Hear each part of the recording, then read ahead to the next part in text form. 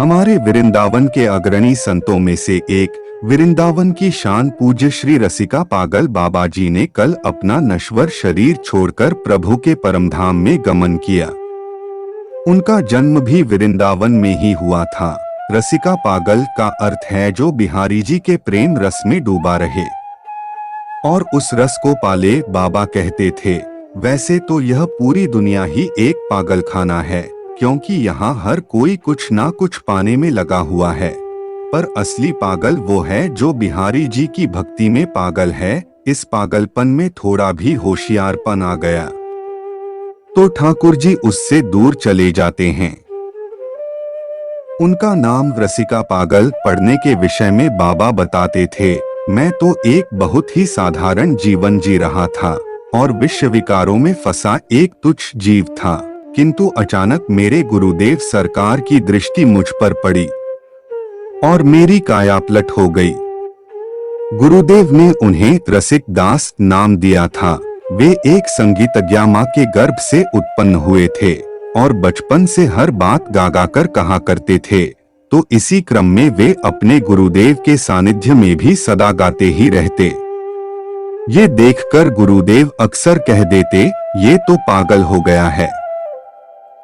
तब इसी प्रकार सबने कहना प्रारंभ कर दिया। इन्होंने संगीत की कोई विधिवत शिक्षा किसी से नहीं ली। गुरुजी व बिहारी जी की कृपा से रिक्शा चलाते चलाते ये विश्वविख्यात रससिद्ध भजन गायक बन गए। स्वामी हरिदास जी की जिस उपासना को शेरनी का दूध कहा जाता है, उसे बाबा ने अपने सरस भजनों के माध्यम से सबके लिए सुलभ बना दिया। टी सीरीज से बाबा के अनेकानेक भजन निकले और उन उमंग भरे मतवाला कर देने वाले मस्त भजनों ने खूब धूम मचाई। जैसे बांके बिहारी कजरारे तेरे मोटे मोटे नैन, मेरा दिल तो दीवाना हो गया, तेरी गलियों का हूँ आशिक, मैं कान्हा की दीवानी बन जाऊंगी, बाबा चित्र विचित्र, बाबा मदना पागल, विष्णु बावरा जैसे अनेक प्रसिद्ध भजन गायकों ने बाबा के आशीर्वाद से ही अपना कैरियर बनाया।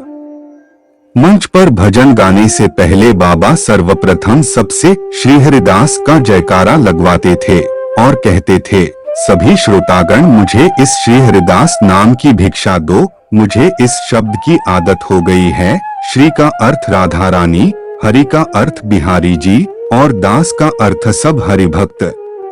इस एक नाम में सब कुछ आ जाता है। बाबा आजीवन ब्रह्मचारी रहे और दिखावे से कोसों दूर बहुत ही साधारण रहनी से रहे।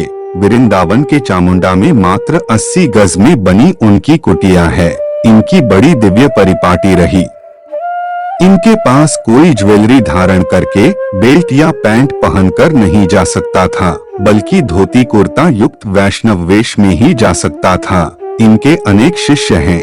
वृद्धावस्था व रोग के समय कोई इनसे हालचाल पूछता तो कहते, हम आनंद में हैं, कष्ट तो देह को है। पात्र पात्र सबको खूब प्रेम देते थे और सहज में गले लगा लेते थे। 20-25 दिन पहले मैं उनके एक प्रिय शिष्य के साथ उनका दर्शन करने गया था, तो बाबा की तबीयत खराब थी। उन्होंने मुझे बताया था, मुझे रात में नींद नहीं आती। मुझे बाल भोग भी कराया था। क्या खबर थी कि बाबा इतनी जल्दी हम सबको छोड़कर चले जाएंगे। उनके अंतिम दर्शन में उनके चेहरे पे हल्की मुस्कान देखी गई, मानो उन्होंने प्रभु का दर्शन करके ही शरीर छोड़ा हो। बाबा एक भजन गाते थे, काऊ जिन जाऊंगी जहाज में बैठ, देखो करियो दुनिया। यही सत्य हो गया।